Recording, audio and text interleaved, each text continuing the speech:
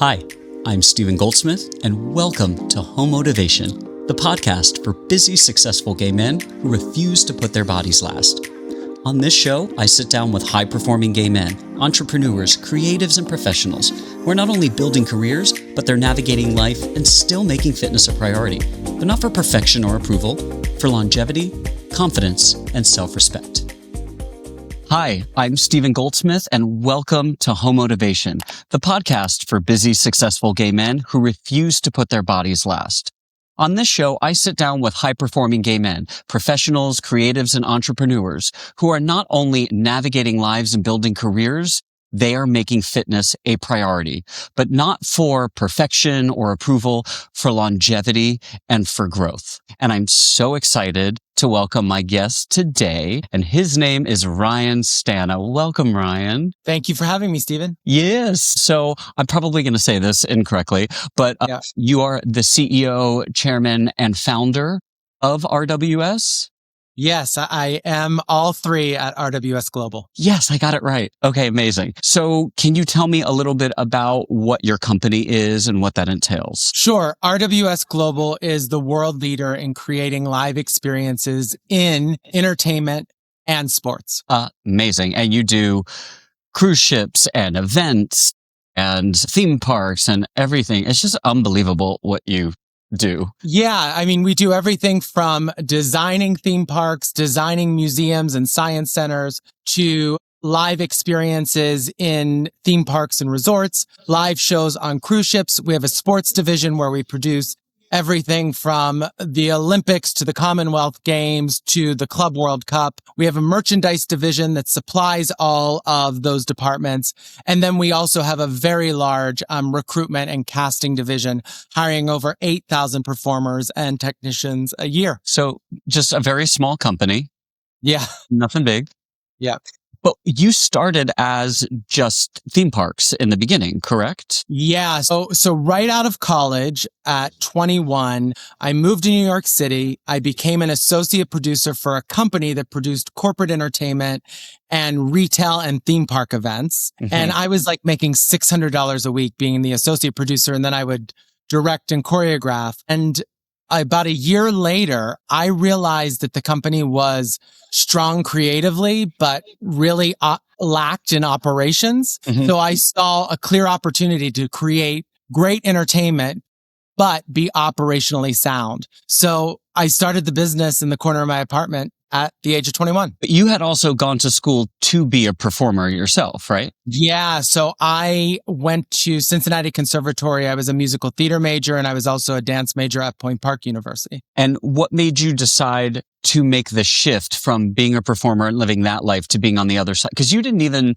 I know you performed a little bit, like you performed at theme parks like during summers and things like that, right? And I would perform in theme parks, but I also worked, like in Pittsburgh CLO, that sort of thing. But I loved performing in the theme parks more than doing the shows at the theaters. But really what made me realize it is, one, when I was younger, I would go to these theme parks and all my friends would go on the roller coasters and I would sit and watch the shows. And I was like, this is incredible. So during college, I started directing and choreographing those theme park shows. And I started realizing there was a way to make them better and there was money to be made. So that's how it all started. And realizing that I was going to go to the other side of the table, that actually happened when I graduated college and I went back to my high school and I choreographed their high school musical. And I realized how as performers, we are so self-serving and vain back then. And I realized— What do you mean? What are you talking about?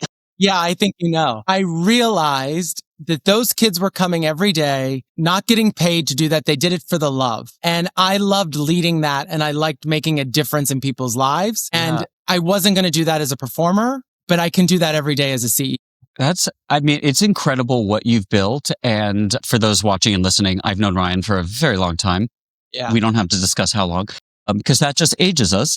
However, I've watched this grow. I think when I was starting Jersey Boys with your husband, Craig, which is how I met Ryan, that was a budding relationship at that time, right? And you had only just started RWS? Well, no, I think I was probably about 3 or 4 years into RWS, but when we all met, I probably had 5 employees. So Uh-huh. that has And now changed a you have lot. 8,000, no big deal. Yeah, exactly. No big deal. And you travel all the time. Yeah, minimum of 4 days a week. I can't even, listen, I was an actor. I was on tour. I've done all of that, but I was never on like one-nighters or split weeks. Yeah. How do you manage to because I know you and I know that you continue to make fitness a priority because I know it's important to you, which we'll get into in a second. But how do you manage to still take care of yourself, to eat well, to work out when you're traveling so much? So just like you, I'm a perfectionist. So I am not a perfectionist. I don't know what you mean. I have to have a very structured schedule, and my life traveling to different continents and things like that, it's very hard to be structured. So for me, one structured element is I can go up to 25 days with a carry-on, and I know how to adjust my clothes and everything to do that. The second thing is fitness. I know that I have to be somewhere. When I get into a hotel, I make sure I have 3 big bottles of water. I make sure that that hotel has the correct gym, and I set reasonable goals when I travel. So I used to be, I have to get up every morning really early and run 45 minutes. That is not reasonable when you're in your 40s to say, I'm going to fly to China and get up and run an hour. That's not reasonable. So and if I didn't hit that goal, I myself felt like a failure for the day. Yeah. I had to figure a way, how do I balance that? So then quickly, it's taken me this long to figure it out. I figured it out last year. And that balance for me is in the morning, no matter where I'm at, I have like 5 quick exercises that I do that take up maybe 10 minutes of my time, but I do it as soon as I get out of bed, and I don't need a treadmill. I don't need a gym. But after I do that, I'm like, I'm accomplished for the day, and I have the energy to go in and lead a team, because that is my responsibility every day am a person's leader, people's leader, and I have to deliver on that. And I can't deliver on that if I'm starting my day thinking I'm a failure. It's funny you mentioned that, because that kind of brings me to my next question. Do you feel like a better leader when you exercise and take care of yourself and put yourself first? %. If I am not fully functioning as an individual, I cannot fully give to my team. So like today, I get up at 4:30 in the morning. I sit and have coffee for 30 minutes. I do emails for an hour. I go to the gym and run for 45 minutes, and I walk into the office and I'm ready to conquer the world. Yeah. And if I don't do that, I am not fully there. Yeah.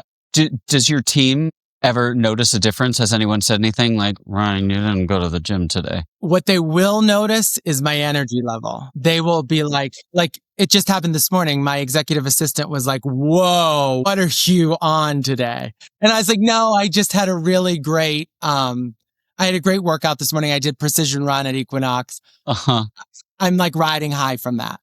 I love that. It's interesting because I lead a team at Equinox also.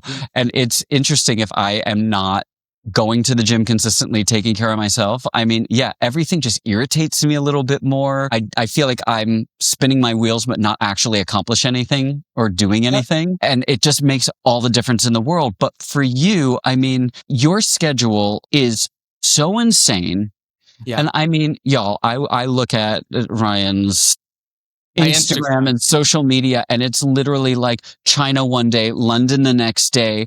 I mean, how do you deal also not only with making sure you're working out and taking care of yourself, but those time changes? Yeah. So I would love to tell you that it's easy. It's actually really hard. The way that I correct that is I try to get one day early wherever I'm at to just acclimate myself to that area. Because the problem is, it's not like when you're a tourist, you get off a plane in Spain and you're like, you know what, I'm going to go and take a rest here. When I get off a plane, I am on, because I have an executive meeting me at the airport. I have to go right into leading teams. Yeah. And so I have to figure, how do I balance that? So one way is I come in a day early, if that's possible. If it's not, it is making sure the simple thing for me is water, hydration packet and one of those vitamin C's to go in there. And I just drink that during my flight, drink it as soon as I land, and I can power through the day after that. But you're setting yourself up for success, right? You're not 100%. just right. You're not leaving it to chance. And I think some people are like, I don't have the time. There's no way I can do it. I'm going to a hotel. I don't know if it has a gym. But what you said that you do is you do your due diligence ahead of time. You make sure that you set yourself up with the water, with a hotel that has the gym.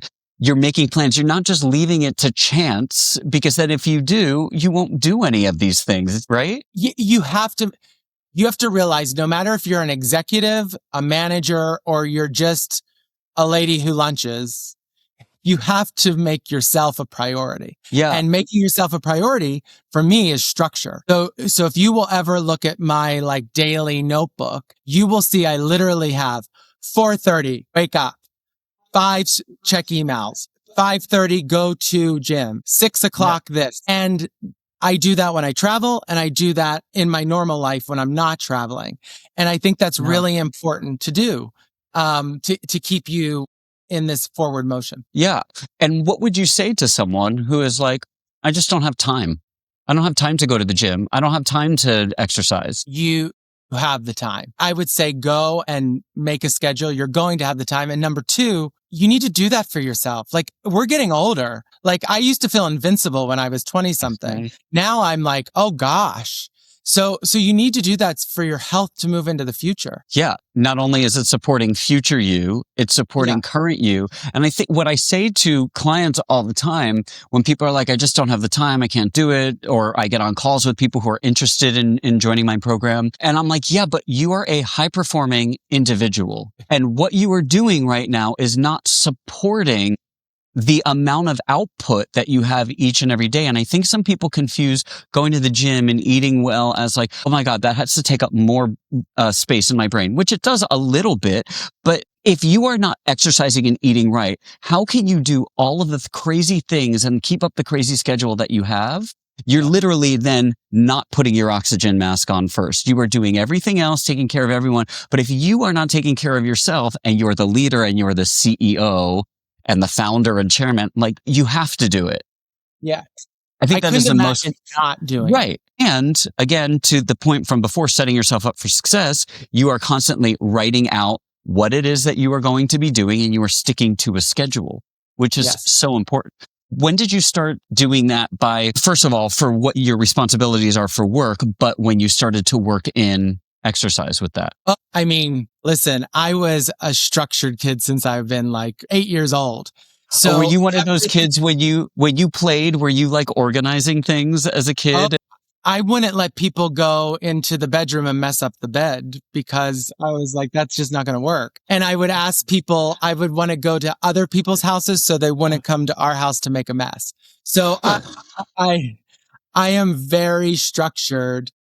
Mm-hmm. I've been structured since I was a kid. So adding working out into that has always been part of something that I do. And I was never, ever, I was never in it to be a bodybuilder or anything like that.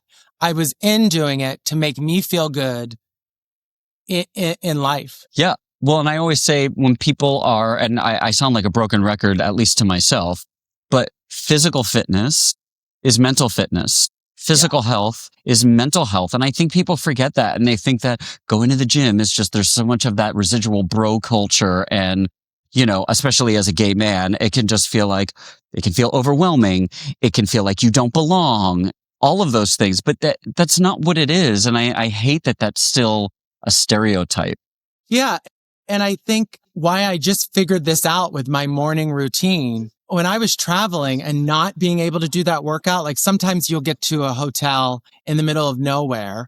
There's no gym, there's nothing. And it would ruin my day because I didn't have that morning. So now it's taken me 20 some years to figure this out. But now I love that I have my morning routine on what has to happen. Yeah, of course, especially with what you do to set you up for the day, but kind of pivoting just slightly. So obviously you are a high performing gay man. Mm-hmm. Have you ever felt like being gay in this industry or as a leader has made it challenging for you in any way? No, you sound like my mom asking that question. Because my mom, growing up, I am your mom.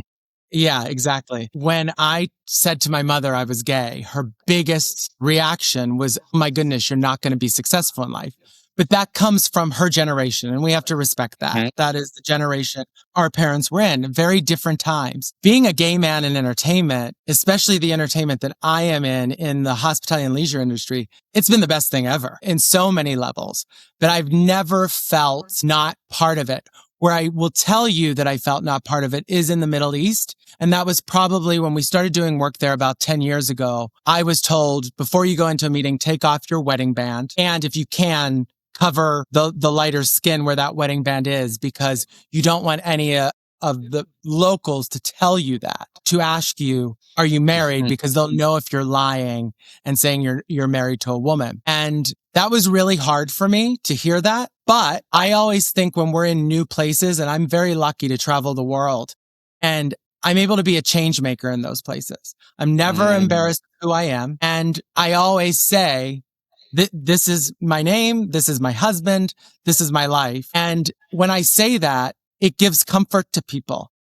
And I start to make change. And I was just back in the Middle East about 3 months ago. And as I was ready to do my speaking session, the announcer said, I'm going to welcome to the stage a top LGBTQ plus leader from New York City, one of the top entrepreneurs in New York City. And I had to stop because they said LGBTQ plus. And afterwards, I went down to one of the princes and I said, did that just happen? They said, yes. And we did that on purpose. And because we're so proud of what you have done. And we want to show other people that might be living with that in our region that they can have that success. And I was like, whoa. And so I'm lucky to go to those places and be those change makers. Yeah. You have made such a huge impact there, culturally. That's insane. But we are, Stephen, we are in a bubble in New York City, LA. We are in a bubble. People here don't really know the real world sometimes. And just as simple as a few years ago in Orlando, I was at an event and I received an award, and I got up on stage and said, thanking my family, thanking my husband, being a gay man, winning this award. And still to this day, people I see from that event say, thank you so much, because I felt comfortable telling my boss I was gay after that night, because you stood on that stage so openly and said that. And that's, I think, our job. And I don't think our job should be, the world needs to get up to us. They have to deliver to us. No, our job is to go out and create change. And that's going to make it better for our kids as kids. Yeah, it's almost like, when RIP Moira, but Schitt's Creek, when they're talking about the show, like the behind the scenes, are like, we didn't make it about him being gay and just focus on that. It was just part of the reality of the situation, and we didn't comment on it. He was just a gay man. And I think, yes, we have to comment a little bit on it, but our job is to show people that we are just people, and that we are great people, and there is nothing wrong with us or defective, and that we are just part of family units, CEOs, business owners. And it's just wild to me that in this day and age, and because I live in New York City and I've lived in LA and these big cities, and I go to gay vacation spots because that's where my partner performs, I just forget sometimes, to your point, that, this is not the way it is everywhere. But it's wild to me to think that it's not. And the way that the direction of things are going in our country, it's extra wild and terrifying to me. Does that ever terrify you, being like a huge executive with what's going on in the world right now? No, because I know what I'm doing is right, and I'm staying on my path and my vision. And I know I'm a good person. And I treat everyone well. And so I don't let all that garbage around me affect me. I just keep moving forward with my vision. Yeah, I love that. So, okay, you're a high-performing gay man. You own a business. You're in charge of 8,000 people. I'm sure you've dealt with burnout. With all of that in mind, what is the one piece of advice you could give to a gay man in a similar situation, or just a high-performing gay man? to stay healthy, but also how to not burn out? Yeah. I mean, listen, I'll go to my schedule. I go all day long. And the advice is make sure you do what you love. Don't waste time doing things that you don't love in life. Move forward with moving on things that you love to do for your job. And so that's number one on how you don't burn out. And I always say to my family, I'm exhausted, but I also feel like I've never worked a day in my life. And my one way to not burn out, and this is my trick, is one lazy day a week. Like one lazy day a week where I get the donuts I like or get the terrible food that I like. And I just chill out and watch like those terrible Bravo shows, and chill out. Lifetime movies. Yes. And about like 2 p.m. Cause I'm very goal focused. I start thinking, oh my gosh, Ryan, you are such a loser. You are not delivering. And then I walk around the block and then I'm like, you know what? I'm going to relax some more. But it allows me time to clear my mind, watch trash TV, not think about anything else. But it also makes me a better leader because my brain is filled and it's coming with new ideas for me to walk into the office on Monday to action. Where if I just kept going, you don't get those new ideas. Yeah. I love that you said you take a lazy day. And I also love that you said you like call yourself, like you didn't say garbage. That's what I'm like, you're a piece of trash just lying around. There's so many things you could be doing right now. And I mean, I work at Equinox Corporate. I run part of the group fitness division. I own my own business. I'm always doing something. Yeah. So I can relate, but in a different way. But yeah, those moments where I just lie around, I'm like, ugh. And I've asked my partner, John, do you think that I'm a hard worker? Do you think that I'm working all the time? Because I had this conversation with my therapist and she's like, you should ask your partner if he he thinks that you are lazy. And so I was like, do you think that I work all the time or do you think that I could do more? And he's like, Steven, you work all the time. Because even when I'm lying down watching trash TV, I'm looking at emails, I'm answering things, I'm managing. That's very hard for me to disconnect. And listen, a big thing that always comes up in our work when we do town halls, people will always say, we want more work-life balance. And for years, I would be like, you know what? We're working on that with HR. We're going to figure out ways to make this clearer for you. We're not expecting you to work, 9 to 10 p.m. every day. We'll make that clearer for you. And finally, this past year, I guess when you're in your 40s, you start to settle and have that foundation and more inner knowledge. And I finally said to our team at a town hall, I said, we're going to stop the conversation about work-life balance because work-life balance is different for everyone. And I would hear work-life balance so much that I would say at 6:00, I'm just going to turn my phone off and put my computer. But I was an addict, like I was smoking cigarettes that I wanted my phone. That wasn't work-life balance to me. I love to do what I'm doing. Yeah. So I have a work-life balance. I'm happy doing. If I did everything that I do on a lazy day, that would be terrible work-life balance for me. But each person needs to know what their work-life balance is. And if it doesn't fit the business you're in, you need to change the business you're in. Yeah. It's different for everyone. Yeah. And sometimes I think of Brené Brown where she talks about, making sure that you are filling up your bank account instead of just depleting your bank account. If you're just depleting, then you go to overdraft. And we tend to do that too. It's like not taking care of your car. Another analogy, like just running it into the ground and not doing the things to take care of it. So many of us do that and it's wild. And we know that we shouldn't be doing that. We know what we can do, but we can also be emotional cutters and just keep snowballing and doing the thing that is not good for us, which listen, I'm a human being. I do that a lot and I catch myself. But listen, that's also why I coach people, right? Is to make sure that you have someone in your corner, you have accountability, someone who can help you do the things that you're having trouble sticking to.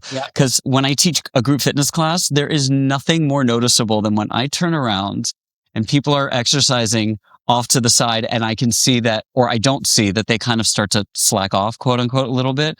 The minute I turn back and look at them, jump back into place and working hard, there's that little kid inside all of us that just wants to be seen and told you're doing a good job. And I think what's hard is being a leader? Because no one's really telling you you're doing a good job because you're the leader. Loneliest job in the world. It's the loneliest job in the world, girl, but you wear it well. Yeah. Well, thanks. You know, what I will say in those group classes where I get in trouble is during the breaks and like the running, I answer my emails. Okay. So that brings me to my rapid fire questions. So Okay. we're gonna get there in 1 second, but okay, this show is called Homotivation, and you might not have thought about this or anything, but if you just had to come up with an idea of what Homotivation means to you, what would it be? Well, first of all, I don't know that I've ever used the word before, but to me, it means I came up with it, so it's you better trademark it. That's number one. But to me, it means finding motivation that's rooted in who you actually are. No performing, or proving anything. As a gay man, building my life from a place of self-acceptance and love matters. So that's what it means to me. Oh, you can come on this show all the time. Is that okay? No, it's a terrible answer. It's a perfect answer. Okay, rapid fire. I already know the answer to this, but I'm going to ask anyway. Morning or evening workouts? Morning, never evening. Cardio, love it or hate it? Love it. Yes. One movement or exercise you'll never give up? My morning routine, my squats, my sit-ups, all of that. I love it. One wellness trend you think is complete crap? There's so many of them. Anything that makes it harder than it needs to be, I think is what I would say to that. Like a fad diet or something like that that's not sustainable? Yeah. Exactly. And I know the answer to this, but I'm going to ask anyway. Exercising while taking calls or emails, yes or no? Not calls, emails, yes. But during a break, during the slow run breaks is when I do that. But I would never do it. Like some people are crazy and do that. Like talk on the phone and run. I'm like, I would fall off on the floor. Can I ask you a question? Not like I've already asked you 1,000. But so you answer those emails. Have you ever just said, this is my time and I am not looking at my emails no matter what? Yes, I have done that. Very few and far between, because I think the issue for me is I know I'm responsible for people. Yeah. And that's a big thing that I have to own every day. So when the instructor yells at me, I'll say, do you want to see what I'm dealing with right now? You would answer it too. So they know. The instructor shouldn't be yelling at you, by the way. They do, because they know I'm like an addict with it. And listen, I'm not here on an official capacity talking about Equinox. It's just something that I do. But offline, we'll talk about this a little bit more later. Yeah. Well, Ryan, thank you so much for joining this podcast, for taking time out of your very busy schedule.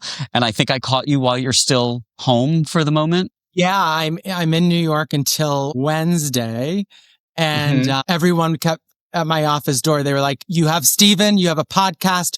Walk down to the studio now." I was like, "Okay."